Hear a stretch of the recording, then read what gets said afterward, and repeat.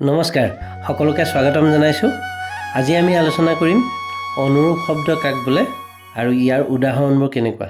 কোনো এটা শব্দৰ উচ্চাৰণ অধিক জোৰকৈ বুজাবলৈ বা প্ৰভাৱশালী ৰূপত উপস্থাপন কৰিবলৈ মূল শব্দৰ আগত বা পিছত কিছুমান অৰ্থহীন বৰ্ণগোট বা শব্দ ব্যৱহাৰ কৰা হয়। সেইবোৰকে অনুৰূপ শব্দ বোলা হয়। যেনে আমি যে কওঁ, আজি মাছ তাছ একো নাই অ', সুদা ভাত। ঐ ভাত চাত খাই মেলি আহিবি দেই। এই যে ইয়াত মাছৰ লগত তাচ, ভাতৰ লগত চাট, এইকেইটা হ'ল অনুৰূপ শব্দ। একেদৰে পানী চানী, কচু টচু, কথা চথা, টকা চকা, দা ডাঙৰীয়া, খা খবৰ, জা জলপান আদি। এটা কথা মন কৰিছেনে? এই অনুৰূপ শব্দটোতে কিন্তু সংজ্ঞাটো লুকাই আছে। অনুৰূপ মানে হ'ল সদৃশ ৰূপ বা একে ৰূপ বিশিষ্ট, মানে শুনিবলৈ একে নিচিনা শব্দ এটা মূল শব্দটোৰ আগত বা পাছত লগাই দিয়া হৈছে।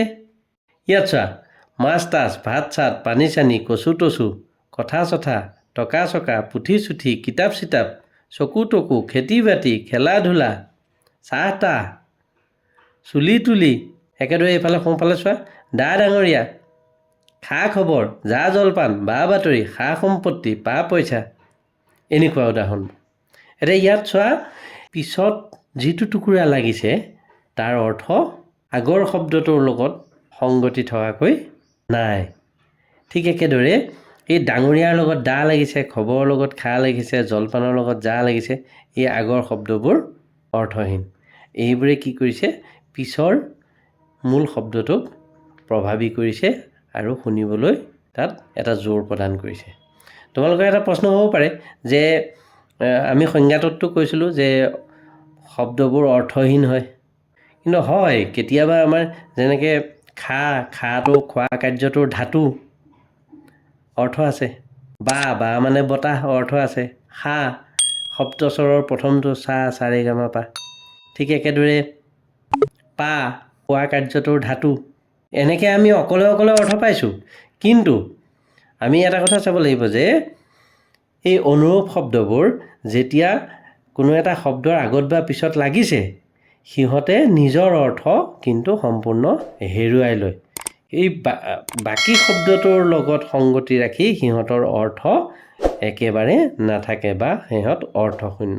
সিহঁত বহিছে কেৱল মূল শব্দটোৰ অৰ্থ আৰু উচ্চাৰণক প্ৰভাৱী কৰিবলৈহে।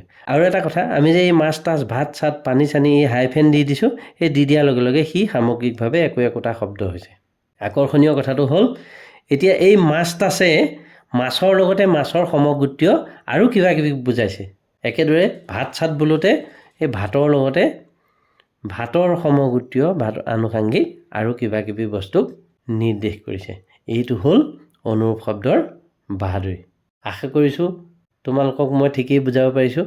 পৰীক্ষাত আহিয়ে থাকে, ধুনীয়াকৈ লিখি পেলাবা। পৰৱৰ্তী পাঠ অনুকাৰ শব্দ। যদি পাঠটো ভাল লাগিল তেতিয়াহ'লে লাইক কমেণ্ট শ্বেয়াৰ কৰিবা।